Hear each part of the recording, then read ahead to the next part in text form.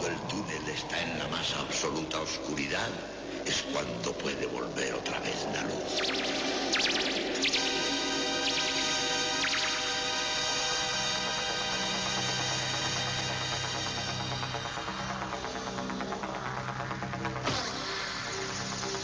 Estás entrando en el espacio en blanco.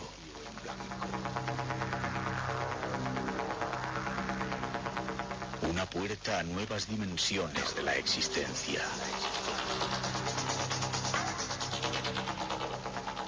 Una nueva perspectiva sobre la realidad.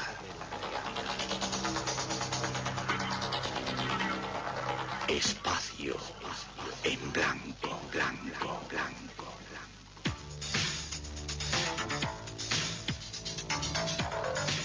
Una producción escrita y dirigida por Miguel Blanco.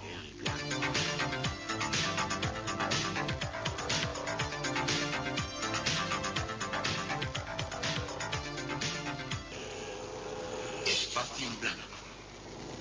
Mucho más de lo que puedas imaginar. Y de las muchas cosas que nos enseñan a los turistas que están en esa región, en un radio de unos 50 kilómetros alrededor de Nazca, y que merece la pena ver.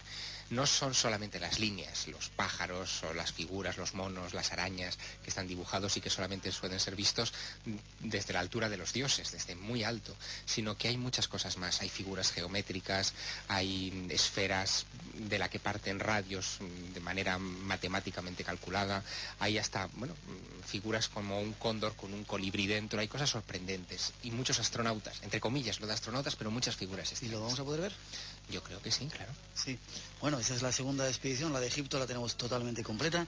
La segunda expedición a lo mejor a final de año, depende de vosotros, será tras las huellas de los extraterrestres. Sisto Paz ha prometido que nos va a llevar a algunos lugares y que va a preparar uno de esos encuentros que él hace en Chilca, llamando a las naves, que luego hasta aparecen y todo. Bueno, hay que ver. Nos montaremos en sus aviones para ver Ica y otro montón de lugares que hay alrededor, y seguramente nos iremos a la selva y al lago Titicaca, otro lugar fascinante para conocer. El lago Titicaca es uno de esos lugares llenos de misterios, tanto los que se ven como los que no se ven. Mira, yo estoy trabajando ahora en una historia fascinante, te la resumo en titulares porque es muy interesante. Un ingeniero en informática ha logrado encontrar una cosa muy curiosa en la que ha estado implicado en cierta manera Umberto Eco, el famoso semiólogo italiano. La historia consiste en lo siguiente: los aymaras, el pueblo que lleva habitando el lago Titicaca desde al menos 4000 años, utiliza un idioma, el aymara, que es fácilmente convertible en algoritmos informáticos. Es un idioma diseñado desde la base, desde un patrón lógico, es decir, se puede convertir en un sistema binario perfecto, y eso es algo que solamente ocurre con ese idioma en todo el planeta, como si los dioses, que fueron los que entregaron el idioma según las leyendas a ese pueblo que habita el Titicaca, lo hubieran entregado ya diseñado para ser convertible en un algoritmo informático. Y esto no es una entelequia. El ingeniero informático en cuestión, con el que he estado compartiendo varios días allá junto al lago, ha logrado convertir esto en un sistema de traducción simultánea, de tal manera que hoy ha desarrollado un programa informático que quiere vender evidentemente por muchos miles de millones de dólares, que es capaz de convertir simultáneamente del español al ruso, del español al inglés, del ruso al inglés, bueno, haciendo todas las combinaciones posibles, pasando siempre primero por el aymara.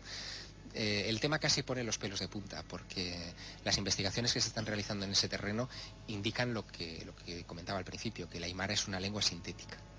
Curioso, iremos a verlo, esa es nuestra próxima expedición junto con Javier Sierra. Hoy hemos estado en una fiesta de Más Allá, se cumplían, yo eso no lo sabía, era una fiesta donde se ha reunido, bueno, unos cuantos colaboradores de Más Allá de este tiempo, se cumplían 10 años de la revista, celebráis 10 años de la revista. Sí, en marzo de este año cumplía la revista 10 años ya en los kioscos. Era tiempo ya de que muchos colaboradores, mucha gente que ha estado con nosotros acompañándonos en este viaje, se conocieran entre sí, y nos hemos reunido en Madrid pues para que muchas de las personas que se conocen solo por firma pudieran verse las caras y, bueno, romper otra barrera más en la comunicación. Hay muchas cosas que están cambiando Más Allá, ya sabes, desde enero de este año, y esta es una de ellas, ¿no? Afortunadamente. Atentos a Más Allá de su nueva trayectoria y algunas de las cosas que el Espacio en Blanco va a hacer junto a Más Allá, porque hay cosas que vamos a preparar juntos, lo viviremos aquí en el Espacio en Blanco y en Más Allá. Javier, nos vamos rápido porque tenemos un montón de cosas que contar. Hay mucho que queremos contaros esta noche. Hay un premio, 3 revistas, 3 suscripciones durante todo un año a Más Allá, 905 11 80 80 nuestro teléfono, y nuestro tema comienza ya después de esa primera introducción que ofrecen nuestros compañeros. Unos niños en un pequeño parque de la ciudad industrial de Voronezh entablaban contacto con unos extraños seres venidos del más allá. El suceso fue visto por decenas de testigos. Eran tiempos de perestroika, de la glasnost, y la noticia corrió como la pólvora por todo el universo terrestre. Los extraterrestres habían llegado a la Tierra.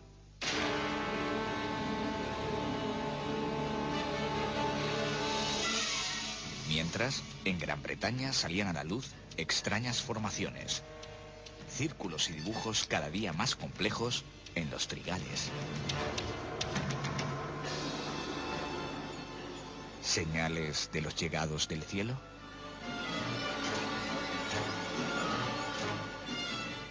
Eran solo los pequeños síntomas de la revolución que ya había comenzado años antes.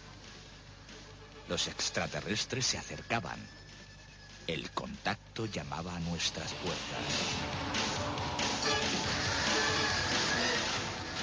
Era uno de los misterios de la década, pero había más. Nuestro invitado nos cuenta.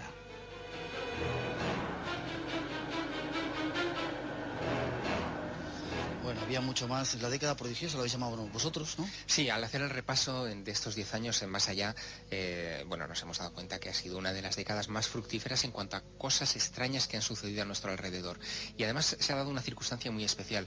Ha habido una serie de medios de comunicación, y especialmente medios de comunicación hispanoparlantes, que han estado muy pendientes de ello. En cierta manera, parte de la responsabilidad recae sobre este programa, sobre el Espacio en Blanco. ¿Sí? Hombre, claro, ha sido testigo privilegiado de este tipo de historias. Yo recuerdo perfectísimamente cómo en el año 89, cuando sale la noticia del OVNI de Voronezh, Espacio en Blanco fue el primer programa que se puso en contacto con un corresponsal en Moscú. Qué buena memoria tienes. Por supuesto. En Radio Nacional estábamos. Exactamente, en Radio Nacional. Un compañero que dio toda la crónica directa por primera vez de este asunto. Después irían los compañeros de Informe Semanal allá, rodarían un reportaje fantástico sobre el asunto.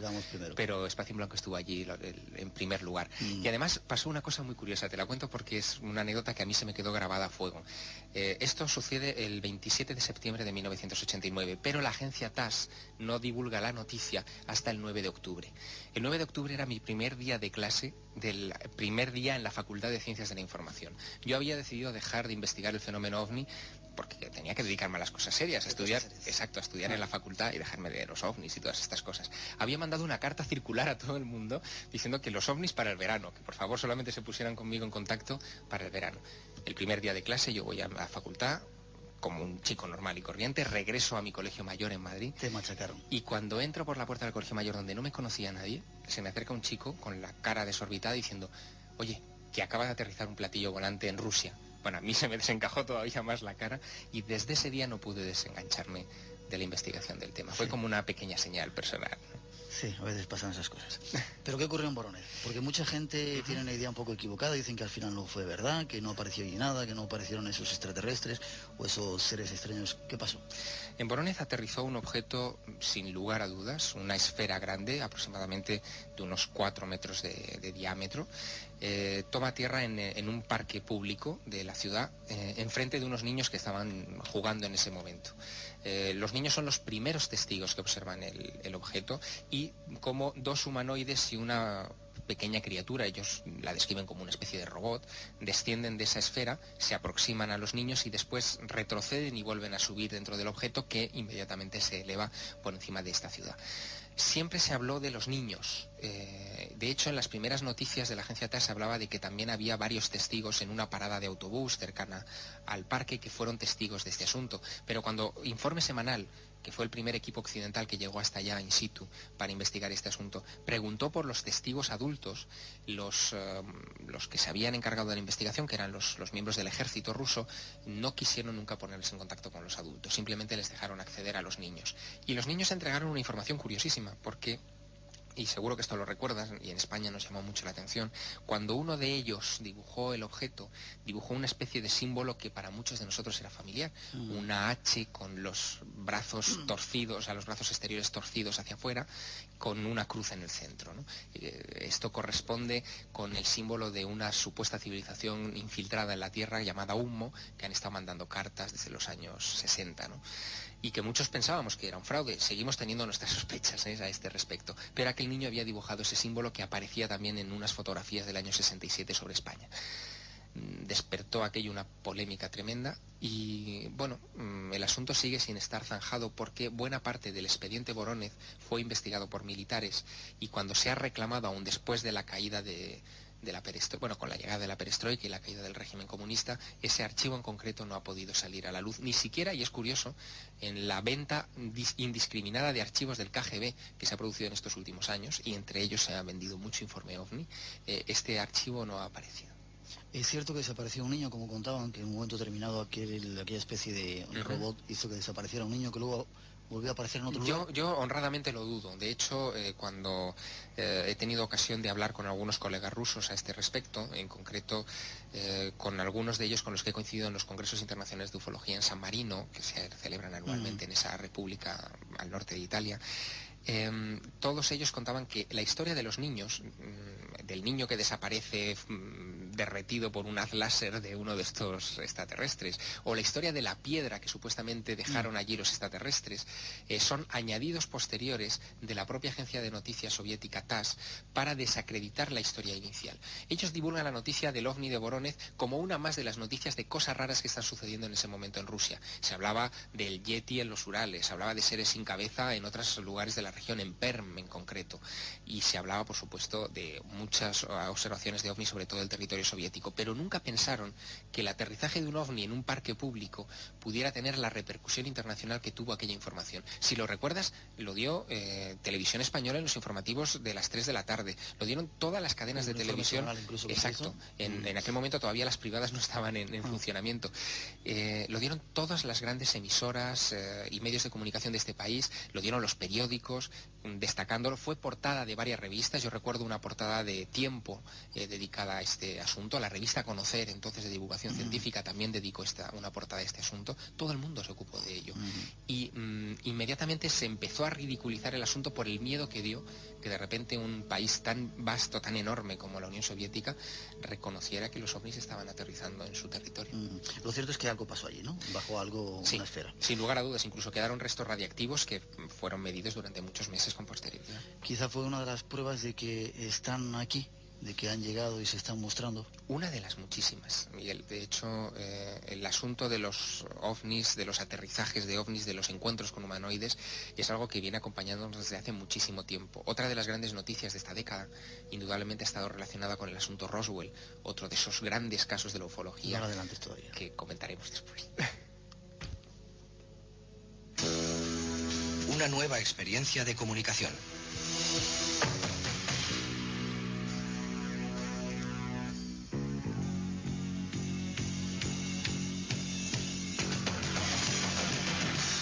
Espacio en blanco.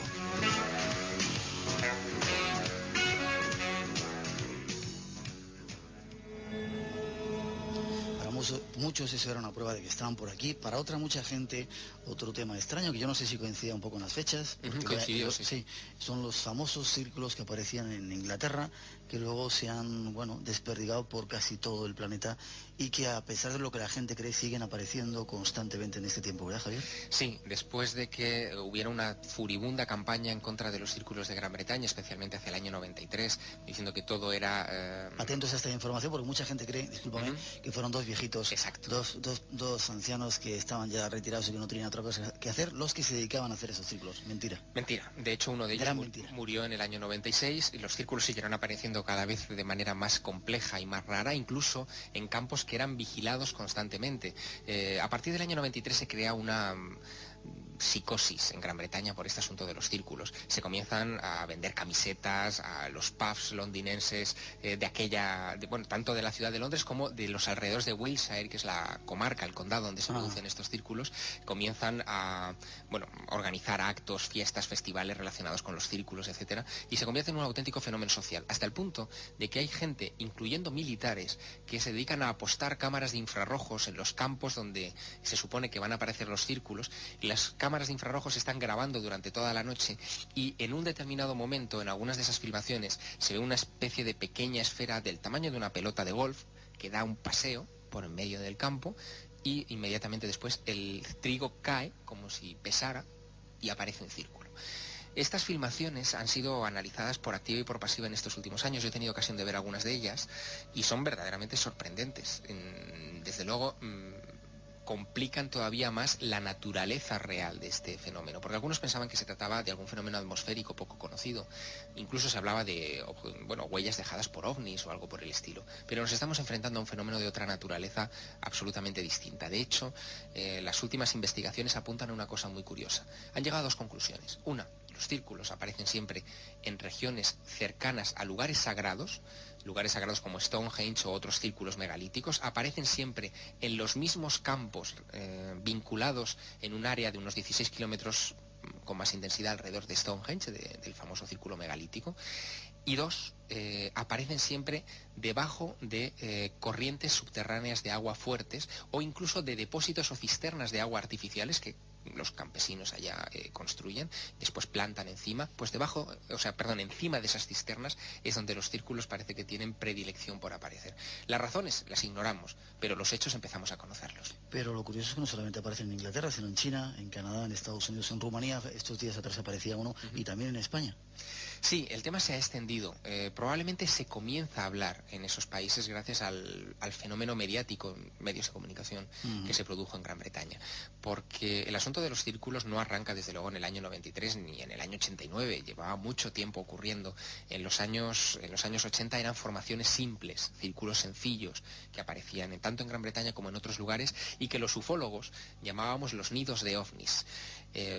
Era un poco el nombre romántico que se le daba a este asunto, ¿no? Pero hay incluso grabados del siglo XVI, del siglo XVII, donde aparece un diablo sesgando el trigo y dejando un círculo perfecto, que es una alusión ya mítica a quién creían que podía causar esos círculos, en ese caso el diablo. E incluso en Francia se habla de los círculos de las hadas, porque se suponía que las hadas cuando bailaban por la noche dejaban a la mañana siguiente ese tipo de formaciones circulares. Es decir, es un asunto viejo, tan viejo quizá como nuestra capacidad para plantar trigo en los campos. O sea que de ancianitos que andan por ahí haciendo historias, nada. Nada, ni sagas de ancianitos tampoco. ¿Y qué podrá querer decir eso? ¿Qué mensaje nos está tratando de enviar a la Tierra, a los extraterrestres? Mira, fíjate, hay un físico, Colin Andrews, que es una de las personas que más ha investigado este asunto, una de las personas más racionales también que se han acercado a este asunto, que lo veía todo desde el punto de vista más racional, más científico, más sensato, etc. El año pasado, después de darse cuenta de que los círculos aparecían cerca de lugares sagrados y de constatarlo estadísticamente, porque él mete todos los datos en una base informática gigantesca, ha llegado a la conclusión de que los círculos tienen alguna especie de mensaje trascendente. Este físico, yo me quedé un poco de piedra cuando hablé con él porque él tenía otra consideración con respecto a su investigación. Y esto me ha llegado a esa conclusión porque dice que es como si de alguna manera aquellos lugares sagrados fueran ya antiguamente puertas de comunicación con otras inteligencias y que los círculos son una especie de gritos de esas otras inteligencias que nos dan a los humanos. Curioso. Seguramente va a haber muchas sorpresas en estos poco tiempo que nos queda hasta el año 2000 para muchos descubrimientos y muchas claves que nos van a abrir mucho los ojos. 2 minutos antes de una pequeña pausa que tenemos que hacer, mucha gente nos pregunta qué vieron los astronautas en la Luna. Vosotros tuvisteis la oportunidad de entrevistar a quién fue, Aldrin, Aldrin, que vino a España. ¿Qué vieron en la Luna? Bueno, la respuesta de Aldrin fue muy a la gallega, ¿no? Porque cuando le preguntamos por este asunto, en palabras textuales, en la entrevista que le hicimos para Más Allá, dijo que jamás contaré lo que vi en la Luna. Hasta cierto punto es lógico, les obliga el secreto militar, pero sí que hay muchos indicios de que durante la misión Apolo 11 tuvieron no uno, sino varios encuentros con luces no identificadas que acompañaron el trayecto de ida a la Luna, el trayecto de vuelta desde la Luna hasta la Tierra y en los momentos en los que estuvieron ellos alunizados en el mar de la tranquilidad. y creo que era Juanjo Benítez en nuestro programa, contó su día, vendrá dentro de poco, podremos volver a hacer la pregunta, que había incluso construcciones, que tenía documentos, tenía datos que verificaban que había construcciones extrañas en la Luna. Bueno, hay una larga tradición en la astronomía, de hecho es una tradición que arranca a finales del siglo pasado, que habla de una cosa que técnicamente se llama fenómenos transitorios lunares. Los fenómenos transitorios lunares son cosas que observan los astrónomos desde Tierra, que pueden ser desde luces que recorren ciertos cráteres, por ejemplo el cráter Aristóteles o el cráter Platón, son dos muy propensos a este tipo de luces errantes.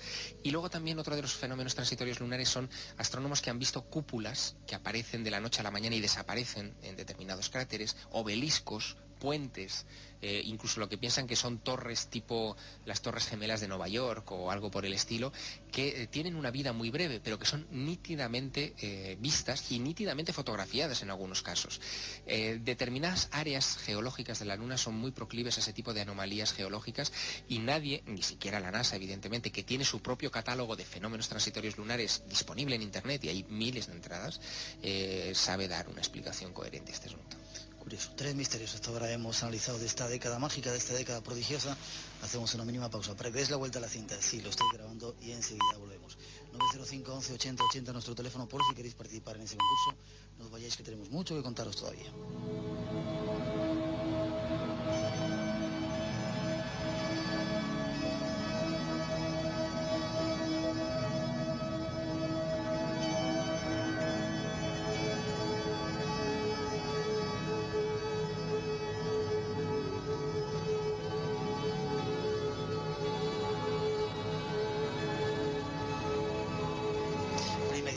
Supongo que habéis dado la vuelta a la cinta 12:30 de las Islas Canarias. En mayo de 1990, tengo aquí la revista Más Allá, donde habéis hecho una especie de resumen. Habláis de los fenómenos paranormales en el Palacio de Linares. Madrid se vio llena de fantasmas y también esa información saltó a todos los medios de comunicación y todo el mundo, como loco, hablaba de que había fantasmas. Fantasmas hasta de carne y hueso. Bueno, yo no digo nada. ¿Qué pasó o qué pasaba en el Palacio de Linares? Fue otro fenómeno de masas. Se hizo una investigación en el Palacio de Linares antes de que, bueno, poco después de que pasara de manos privadas a manos públicas y un poquito antes de que se fuera constituida como la Casa de América. El palacio era de Emiliano Revilla. De los chorizos, ¿esos famosos? Sí, exactamente. Chorizos Revilla. Pues se hizo una investigación de tipo paranormal dentro del palacio que se permitió, porque había cierta tradición de que allí ocurrían fenómenos extraños, oían ruidos, se escuchaban voces extrañas, los perros de los servicios de vigilancia no entraban en determinadas habitaciones, etc. Y la investigación se filtró a los medios de comunicación y hubo una auténtica avalancha de curiosos que se lanzaron contra las rejas del palacio, entraron dentro del palacio para tratar de encontrarse con estos fantasmas, etc. Y se grabaron algunas psicofonías de una supuesta hija de los marqueses de Linares, Raimunda, exacto, algunas de ellas, de esas psicofonías bastante procaces, que trascendieron también a los medios de comunicación y se convirtieron en una especie de, ¿cómo te diría yo?, de folclore en el mentidero de la corte, ¿no? Una cosa así como muy poco seria aparentemente. Pero después vinieron algunos investigadores serios que entraron también dentro del palacio, hicieron sus averiguaciones y llegaron a la conclusión de que efectivamente algunas zonas del palacio eran propensas a los fenómenos extraños. Por ejemplo, había bajadas de temperatura fuertes. En los barridos fotográficos que hizo, por ejemplo, el equipo del padre José María Pilón, aparecieron imágenes extrañas que al ser analizadas y al ser pasadas por ordenador revelaban que tenían densidad, y una especie de bolas luminosas que tenían densidad, tenían tridimensionalidad y sin embargo no eran vistas o nunca fueron vistas por el ojo humano. Aparecieron una serie de síntomas de que efectivamente allí había algún tipo de actividad paranormal. ¿Qué ocurre? Cuando se instala ya la Casa de América, los propios responsables de la Casa de América quieren quitarse de en medio ese halo fantasmal del palacio, se niegan a hacer ningún tipo de declaración, de permitir el ingreso a periodistas o a personas curiosas o relacionadas con este asunto, y se trata de ocultar este asunto. Pero por fuentes bien informadas a las que hemos acudido, tanto a través de la revista como a través de otras personas, sabemos que en ocasiones, cuando se han hecho, por ejemplo, recepciones a jefes de Estado o a personas importantes en la Casa de América, cuando los servicios de seguridad han llevado perros para inspeccionar el lugar y tratar de averiguar si hay explosivos o si hay algún tipo de anomalía, etcétera, los perros han seguido registrando el mismo temor a entrar en las mismas habitaciones que tuvieron hace algunos años, en esa época en la que el Palacio de Linares estaba en ruinas prácticamente. Es decir, el fenómeno al que los animales desde luego parecen ser más sensibles sigue ahí de una u otra manera. O sea que a ver los hilos. Los hay ahí, los hay también en el Museo de Arte Reina Sofía, donde también ha habido una larga tradición de fenómenos extraños en ese inmueble, y los hay en una serie de inmuebles históricos que han sido mal investigados en estos años porque generalmente no se dan facilidades para hacer unos trabajos en serio en este asunto. También hay muy poca gente capacitada, eso también hay que decirlo, que esté preparada para investigar esto como Dios manda. No es aquello de llegar allí y hacer una especie de conjuro o echar sal en las esquinas. No tiene nada que ver con esto. La investigación paranormal es mucho más seria que todo eso. Hace poco, yo creo que era esta semana, hablábamos con los ángeles de Paiporta, cuatro jóvenes que en Valencia afirmaban contactar con ángeles, nos contaron parte de su historia, volvemos a contar parte de su historia, pero ¿qué pasa ahora con ellos? Es otro de los misterios que ocurría en esta década prodigiosa, en el 89, en octubre. ¿Sabes algo? Bueno, el tema de los ángeles, fíjate, aparecieron en esa época, en el año 89-90, mucho antes de que el asunto de los ángeles en general se pusiera de moda. Ha sido una de las grandes modas también en estos años. En Estados Unidos, los libros sobre ángeles alcanzaron los primeros puestos de ventas en las listas de los grandes periódicos. En España no llegó a ser tan impactante el asunto, pero tuvo también su eco en medios de comunicación y lo inauguraron evidentemente estos 4 chavales que en Paiporta, en Valencia, dijeron haber tenido encuentros con unos ángeles de aspecto perfectamente humano, que vestían camisa y pantalones vaqueros, que les abordaban en un bar, el Bora Barranc de allá de Paiporta, y les dictaron un libro que ellos llamaban el libro de las 2000 páginas.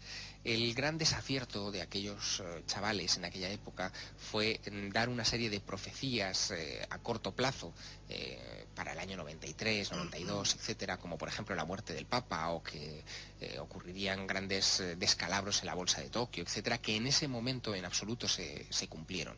Y eso les restó en un principio credibilidad. Pero paralelamente surgieron otras historias de ángeles de aspecto humano, no ángeles con alitas ni esta imagen bucólica que tenemos o romántica, que a mí particularmente me desconcertaron. Por ejemplo, y esa ha sido una de las grandes investigaciones en las que he estado envuelto en esta década, investigando el caso de una monja de Soria llamada María Jesús de Ágreda, que tenía la capacidad de bilocarse, de estar en 2 lugares a la vez, contemporánea de Felipe IV. En sus diarios, ella cuenta como en una determinada ocasión 2 personajes de aspecto perfectamente humano, que ella llama ángeles, entran dentro de su celda de clausura en Soria, la sacan del convento, la sientan en un trono encima de una nube y se la llevan volando hacia América. En ese vuelo, que es un vuelo muy rápido, instantáneo, se cubren 11.000 kilómetros muy rápidamente, ella tiene la ocasión de ver fenómenos como por ejemplo una tormenta vista desde encima de las nubes, o cómo cambia la posición del sol con respecto a la Tierra mientras uno va volando hacia el hemisferio americano. En fin, da una serie de detalles que solamente una persona que volara hoy en un avión de pasajeros pues se daría perfecta cuenta de ello. Y todo eso lo recoge en un libro inédito, que el manuscrito está en la Biblioteca Nacional de Madrid, que se titula Tratado de la redondez de la Tierra, donde da cuenta de todo este asunto y de esos ángeles de aspecto humano, de carne y hueso, de los que esta monja hablaba en el siglo XVII y de los que los ángeles de Paiporta hablaron a finales de este siglo. Esa historia de la Sor María de Ágreda te sirvió para escribir La Dama Azul. La Dama Azul, efectivamente. ¿Por qué edición vas? Editado por Martín de Roca, uno de tus últimos libros. Sí, exactamente, pues va por la segunda edición y subiendo, dicen. Nos alegramos. Otro de los misterios. Hay muchos más misterios que queremos analizar en los próximos minutos que nos quedan. El teléfono por si queréis intervenir en ese concurso que tenemos esta noche, 905 11 80 80. Ahora está tranquilito, podéis aprovechar y vamos con más misterios después de esa introducción que ofrecen nuestros compañeros.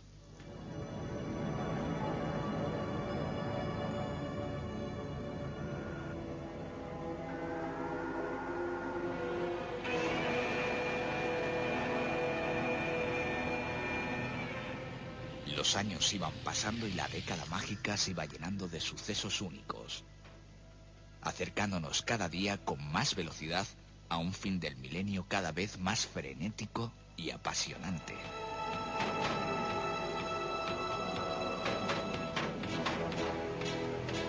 En ese tiempo, el ejército español desclasificaba los informes secretos sobre expedientes X.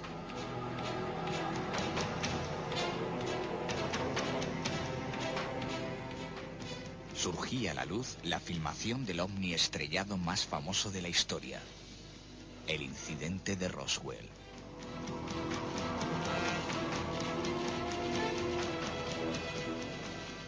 En todo el mundo, las representaciones de la Virgen, sus cuadros y esculturas, se ponen a llorar sangre. ¿Una señal de las profecías que se cumplen? Comienzan los primeros suicidios masivos ante la llegada del fin del mundo. Más hechos misteriosos que convulsionan nuestro mundo. Nuestro invitado nos da más datos de todos ellos.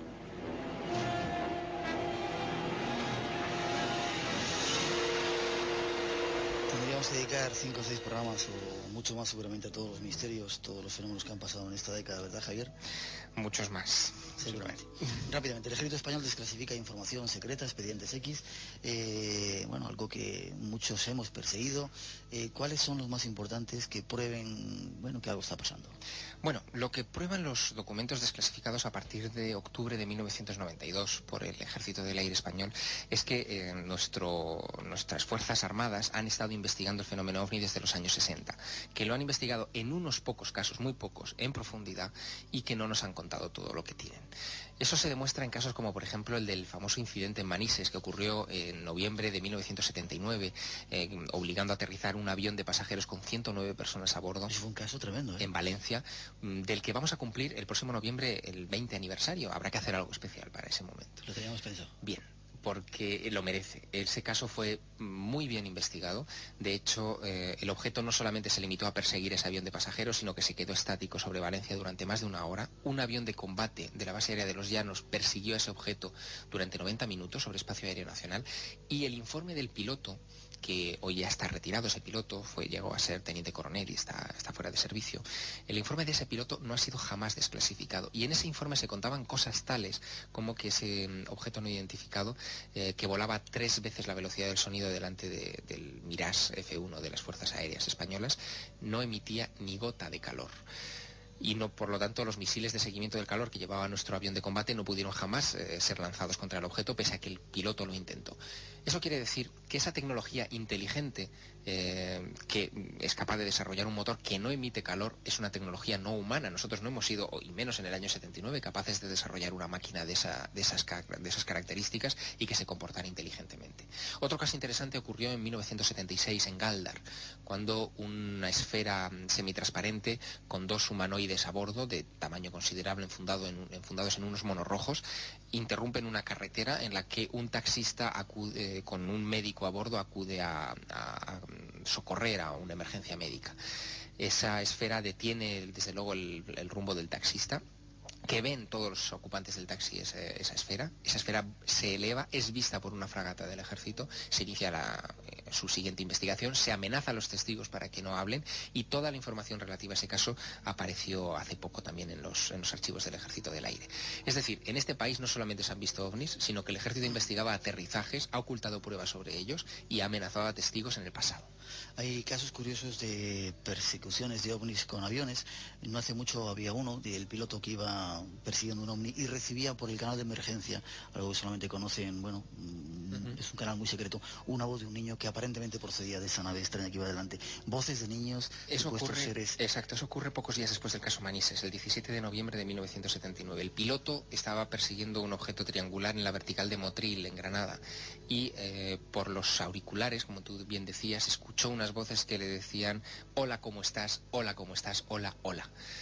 Eran unas voces de niños, como un coro. El piloto se asustó, abandonó la persecución inmediatamente, y pese a que el Ejército del Aire reconoce ese incidente y aparece en uno de los documentos oficiales, no está el informe por ninguna parte. Incluso un ovni acompañó un año después el avión presidencial del entonces presidente del gobierno, Adolfo Suárez, de regreso de un vuelo oficial a Alemania, y el propio Suárez también fue testigo de este asunto, y ese informe tampoco está desclasificado.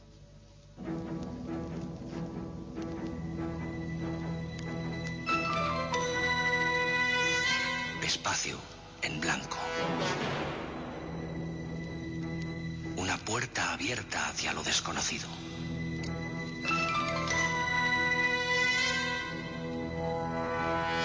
Entra con nosotros.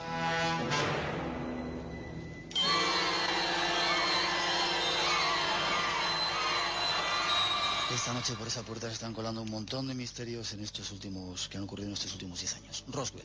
Roswell es otro fenómeno tremendo que ha llamado mucho la atención y tú estuviste allí viendo... En 3 ocasiones, 91, 94 y 98. ¿Qué pasó en Roswell rápidamente? Porque estamos tratando de aclarar temas. Mucha gente dice que allí no pasó nada.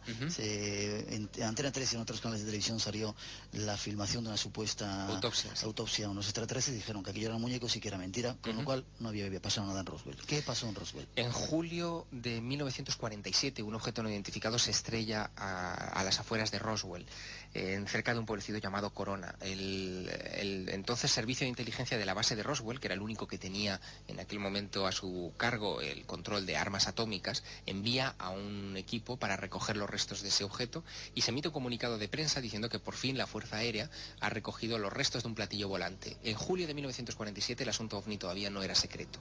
Se emite ese comunicado, se publica en los periódicos, salen las emisoras de radio y a las pocas horas se recibe una orden tajante de Washington diciendo que esa información debe ser desmentida categóricamente. Y se desmiente y se cubre el secreto, se cubre de secreto este asunto durante casi 50 años.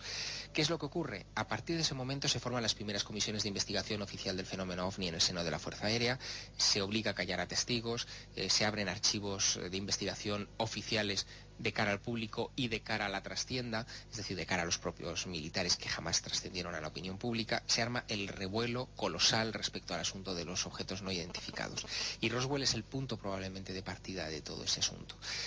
A partir de ahí el caso casi se olvida hasta que en los años 80 se empieza a recoger información porque testigos que habían participado en la recuperación de ese objeto o que habían sido amenazados por los propios militares se sienten ya liberados y comienzan a hablar.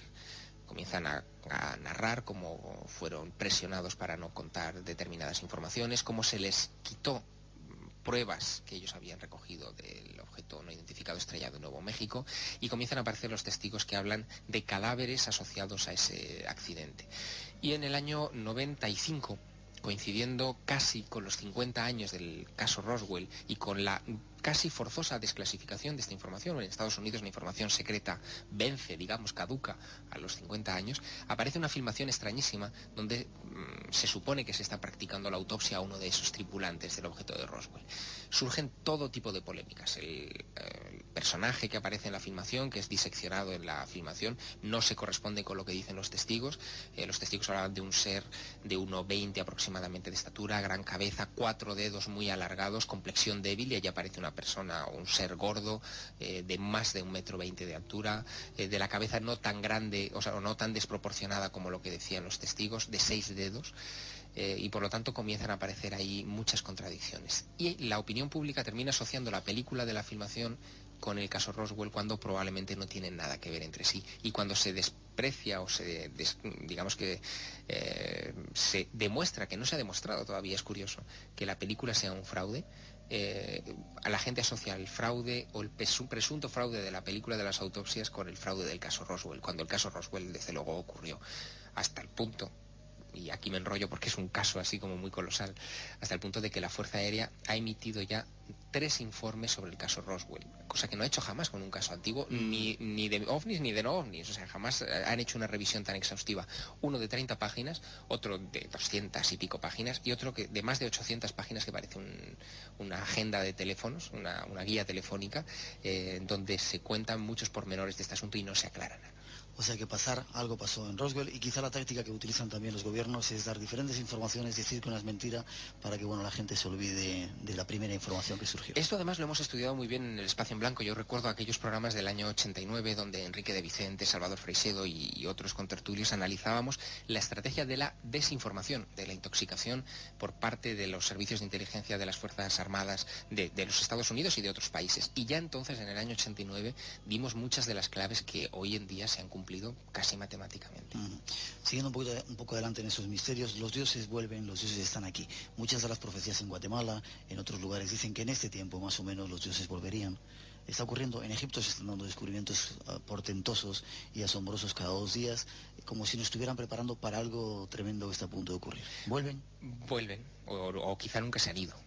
De hecho, una de las grandes preocupaciones en esta década, y de mis grandes preocupaciones personales también, ha sido la investigación de las civilizaciones desaparecidas, de lo que sabían y de, sobre todo, por qué lo sabían, quién se lo enseñó. Porque todos ellos, todas estas culturas, sea en Egipto, sea en Sudamérica, sea en Oriente, todos ellos hablan de dioses instructores, de gente bajada del cielo que les entregaron esa información.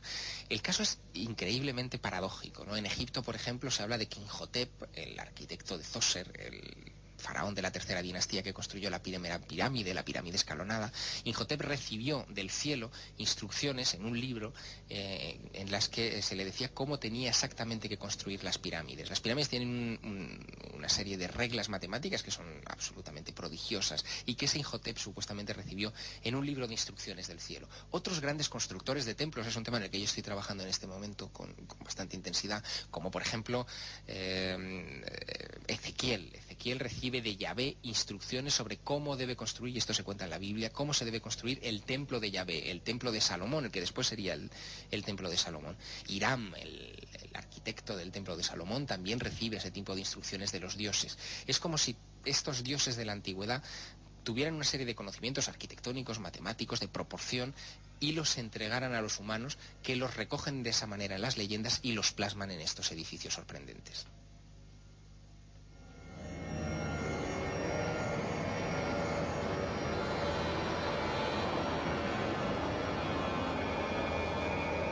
Nos queda poco tiempo, Javier.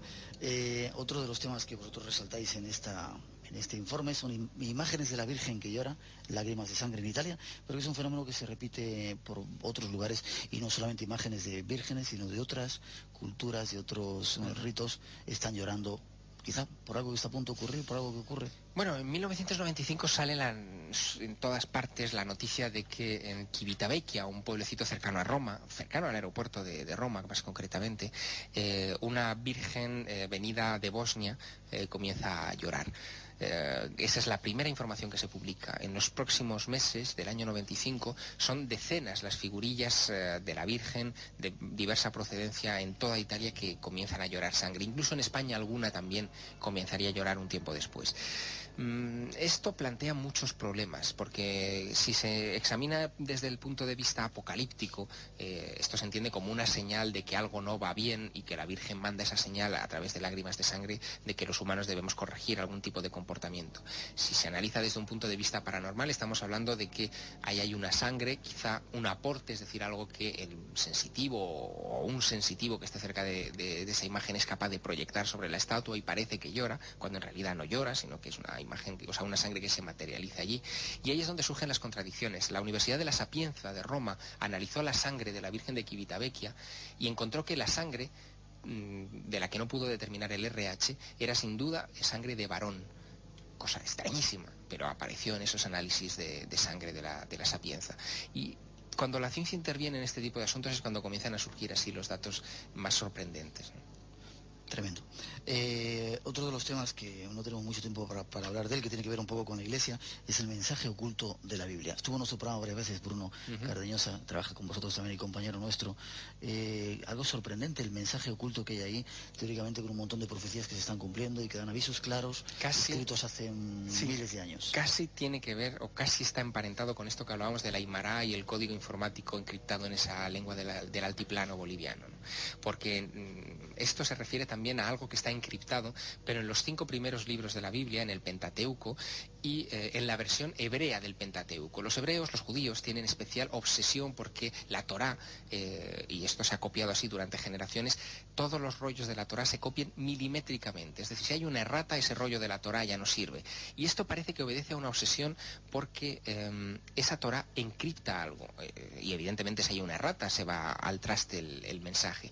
Y lo que encripta, después de ser descodificado por ordenador, parece que son fechas o parece que son profecías inminentes, algunas algunas hablan incluso bueno, pues de este próximo eclipse que parece que va a ser el gran acontecimiento de los próximos meses, o de profecías un poco más catastrofistas sobre el fin de los tiempos. Pero yo creo que no hay que temer a ese asunto. Yo siempre soy muy optimista a ese respecto y, bueno, como tú, también soy de los que cree que las profecías están para no cumplirse precisamente. Yo quería terminar un poco con eso, con las profecías, pero paralelamente hay multitud de grupos, ya lo hemos sufrido desgraciadamente, que están suicidándose, quizá, o algunos por temor a ese año 2000, a esa apocalipsis que llega, otros se quitan la vida para irse con naves extraterrestres. Ha desaparecido un grupo en Colombia en estos días, que 60 personas que no se saben dónde están, que teóricamente iban al encuentro con seres extraterrestres. Sectas apocalípticas es otro de los misterios que hay también en este tema. Mira, hoy comentaba con una persona que está muy entregada a la investigación y relacionada con el folclore japonés, que comentaba que en Japón en estos momentos los libros de máxima venta, y aparecen todos los periódicos japoneses, son los que tienen que ver con Nostradamus.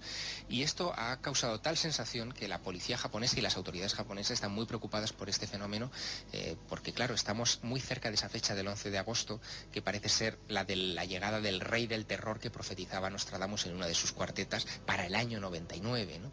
Y piensan que quizá algunas sectas apocalípticas puedan actuar entonces en el país del sol naciente. Hay mucha preocupación, evidentemente, a este respecto. De hecho, más allá no somos ajenos a este asunto, y próximamente, la próxima semana, vamos a publicar un número especial dedicado solamente al eclipse y a todas estas profecías que tienen que ver con el asunto, porque creemos que el asunto es de extrema importancia. Lo leeremos, vamos a vivir ese eclipse seguramente en Jordania, en el desierto de Wadi Rum o en Petra, lugares fascinantes que vamos a visitar. Y recientemente estuvimos en Jerusalén y es tremendo las medidas de seguridad que tienen allí, porque están temiendo que, bueno, grupos radicales vayan a hacer algo extraño con respecto a ese templo de Salomón. Tiene que volver a destruirse porque falta la profecía de destruir el templo, la mezquita que está construida encima del templo, y que ellos puedan reconstruir de nuevo el templo. Sí, bueno, allí se burlaban mucho de que todos los años llegaban entre 20 y 30 Jesucristos todos los años al aeropuerto de Ben Gurión en Tel Aviv, y después se iban hasta Jerusalén para predicar. Pero este año no van a ser 20 o 30 Jesucristos, este año pueden ser muchos cientos de Jesucristos, o de personas que creen encarnar algún tipo de profeta bíblico, o que incluso lleven sus grupos de apóstoles, etcétera, hasta allá, y que pueden causar serios incidentes, claro. 11 de agosto 99, la fecha predicha por Nostradamus. ¿Cómo nos preparamos para allá, Javier? Y con ello terminamos hoy. Pues yo creo que nos tenemos que preparar para un gigantesco e importante fenómeno astronómico, probablemente único, bueno, es único en este final de siglo, y que tiene el aliciente de que fue pronosticado efectivamente por profetas como Nostradamus, pero quizá cuando Nostradamus se refiere al rey del terror, no estaba más que refiriéndose al método o al modo en el que los antiguos profetas se referían a los eclipses. Les llamaban así los terrores, no por nada, sino porque no se sabía a qué causas exactamente se obedecían, no porque hubiera una profecía apocalíptica detrás. Y lo que hay que hacer es, bueno, protegerse bien la vista con buenos filtros solares para no quemársela, porque eso también tendría algo de apocalipsis en cierta manera. Y disfrutar de ese espectáculo. Disfrutarlo. Y de este tiempo quizá que es uno de los más apasionantes de la historia. Es el tiempo del que más se ha hablado desde hace siglos, es decir, prácticamente desde que vencimos el primer milenio hasta ahora, ha sido precisamente esta la fecha de la que más se ha hablado en todos estos últimos 10 siglos, y somos testigos privilegiados de ello. Tenemos mucha suerte de estar viviendo esta época.